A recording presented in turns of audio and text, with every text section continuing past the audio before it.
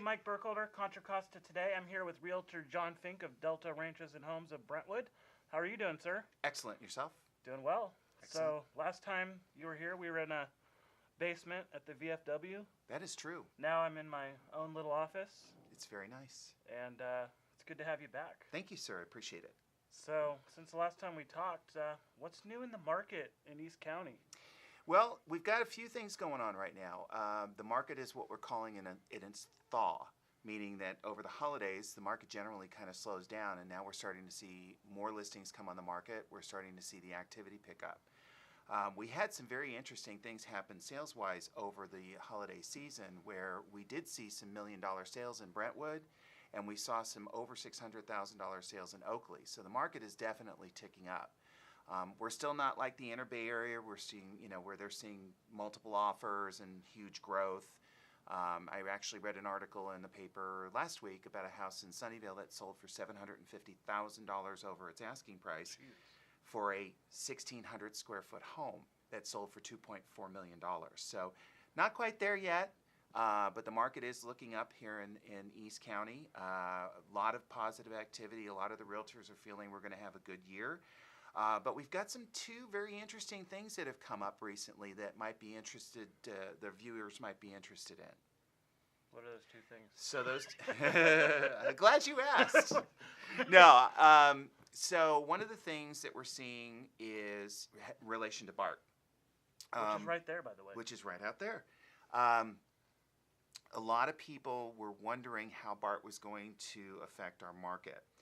Two things recently happened that kind of give us an indication that we're going to see an uptick in real estate activity. The first one was BART put out, beginning of this month, they opened up for people to get permits, parking permits. Yep. And the activity was so huge it crashed their system. Now that could be BART and their computer system, which could be a problem. Is that kind of like their cars that they just got? Exactly. Kind of not stopping where they're supposed to, so to speak. Actually, I'm having Joel Keller on Tuesday. Oh, that should be good. We're You going to should talk ask BART, him about so that. we'll ask Yeah, him. no, that'd be good.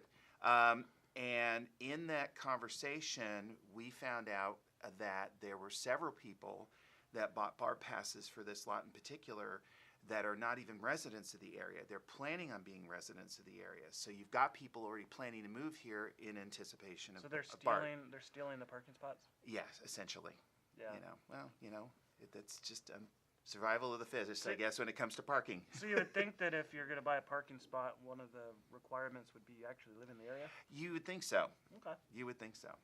So that's an indication to us that activity will definitely change, especially in right around the BART station. But with Brentwood in the process of doing the Plan Area 1 and the new Transit Village, which we had a meeting last night on, that's also going to be starting to move things forward. So that's exciting news number one. Exciting news number two, and this is for our seniors in the community, the California Association of Realtors has put out a ballot initiative that we're getting signatures for. And what this is going to allow, well, right now, if you're a senior and you've lived in your house for 30 or 40 years, you're under Prop 13, which means in some cases you can move out of your house and move to another part of the state and take your tax base with you. But you can only do it once, and you can only do it in specific counties. Sure. Okay, that's Prop 60 and Prop 61. The initiative that's being put on the state ballot is going to allow seniors to move anywhere in the state of California with their Prop 13 base as many times as they want to, which could free up a lot of seniors moving around the state. Sure.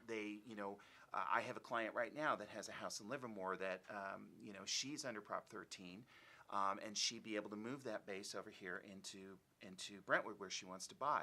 Or if she decides she wants to be a snowbird and go down to Palm Springs, she can move it down there. So the idea is it'll free up a lot of homes for those first-time home buyers or people that are getting into the market and allow seniors to move on to other places. Those are kind of the two exciting things that are going on right now. Well, there's a third exciting thing, and that's kind of one of the reasons why I wanted to bring you on was I had heard, or somebody had said, you guys had your first $1 million sell in Deer Ridge. Yes. In probably 10 years. 10 years. Mm-hmm.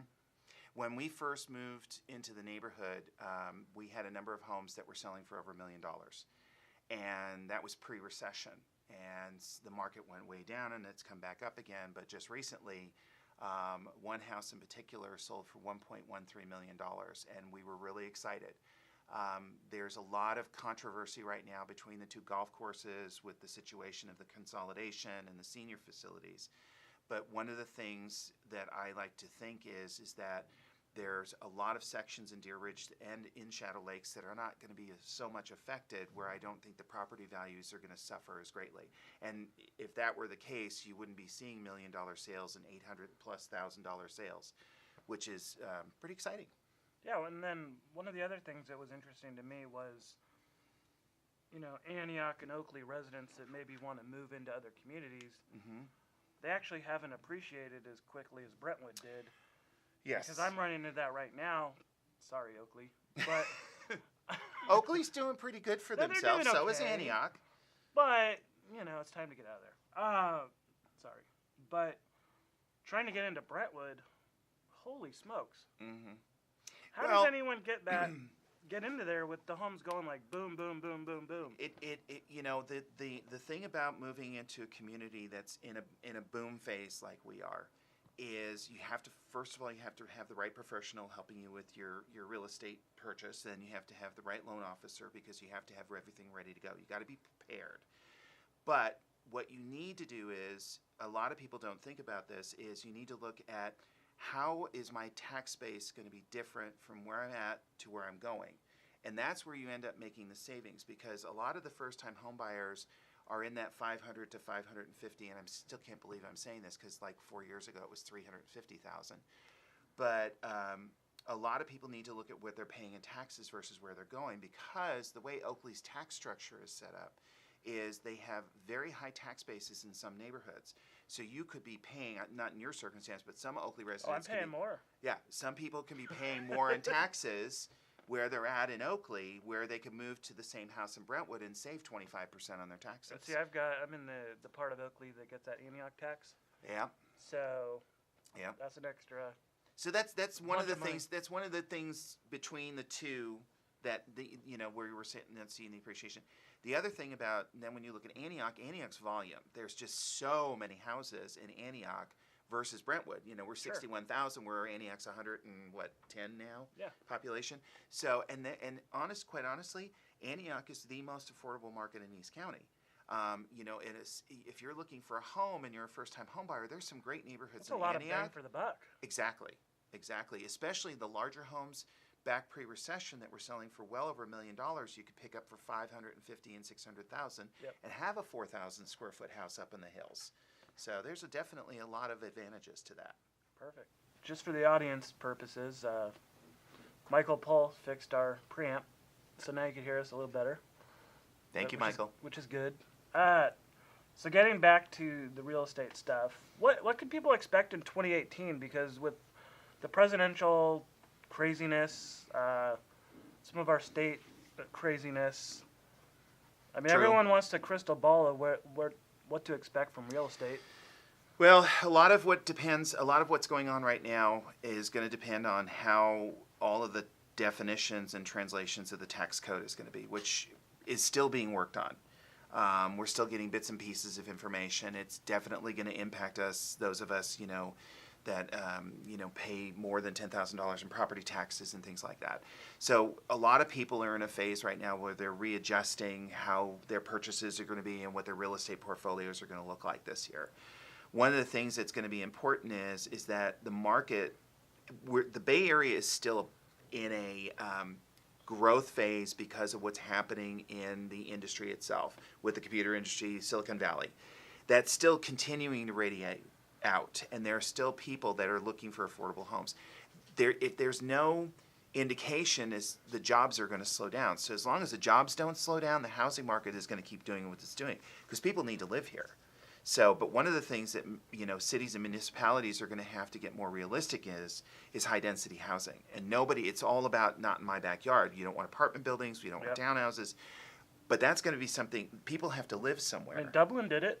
Dublin did it, but they did it a little bit more on a larger scale than I think they needed to.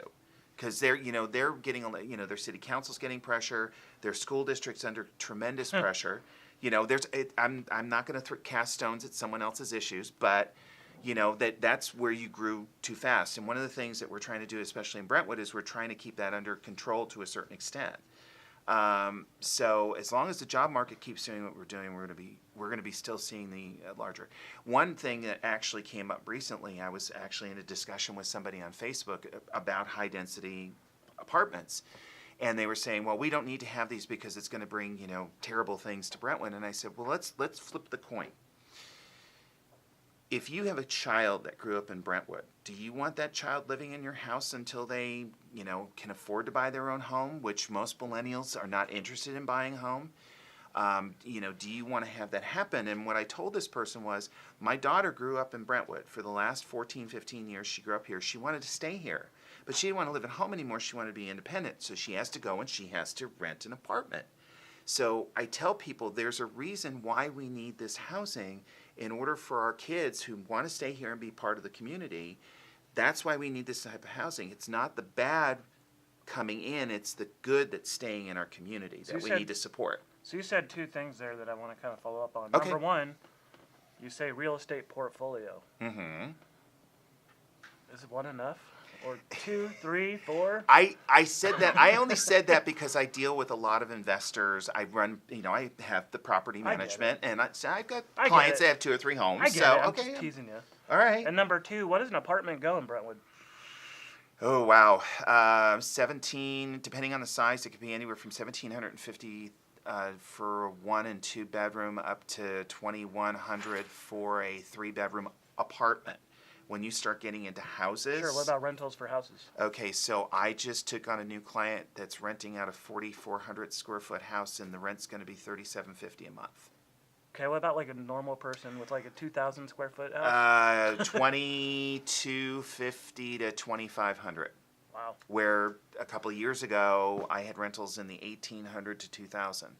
But it keeps going up like that. I have a client that moved out of her house in Brentwood and went to San Jose because she needed to be closer to her job for a year or 2. Sure. She's got a 2-bedroom apartment she's paying $4,000 a month for. Jesus. In downtown San Jose. So that's where the market is. That's where it is. And unfortunately, that is also starting to follow us out here in East County. So I'm going to use my business partner, Michael Pohl, for an example. He's a good kid, getting some cash coming in. He wants to buy a house at 20. Mm-hmm. It could be 21. What's the best way to do that early, other than obviously save? But what are some of his options? The save, there's a couple of different options. One is saving, save for your down payment. 2 is you really need to, and I encourage all my first-time home buyers to go and sign up with one of the credit management services. And when I say each one of the credit bureaus has an online place where you can go and you can check your credit and you can check your credit score every day if you wanted to. And I always encourage my first-time home buyers to do that, because it also has tools that can say, okay, if I'm saving for a house, I need to buy a car, you can plug that in and it'll tell you how it's going to affect your credit score. And it's a good good budgeting tool for them to understand how that's going to affect their home purchase.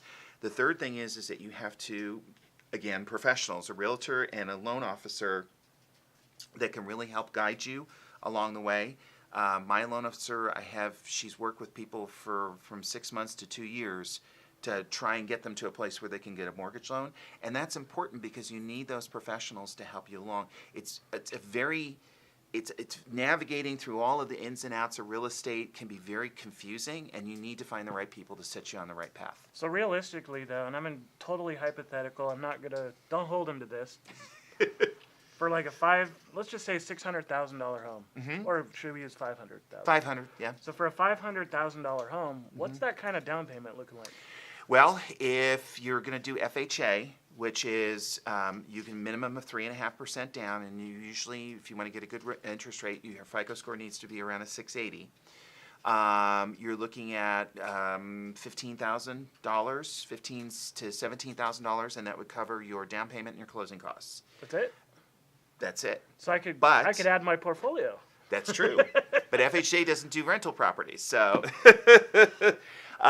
the other thing too about FHA is you are paying a premium for that kind of a loan because you're paying what's called PMI Sure. or private mortgage It's insurance. about $100 more a month. No, it's $250 a month because of Oh. the financial crisis. FHA, Fannie Mae, and Freddie Mac had to raise the percentage on PMI. Mine So wasn't that high. no, but it is now. Got it. It could be anywhere, depending on the purchase price. It could be anywhere from $225 to $250 a month. Got it.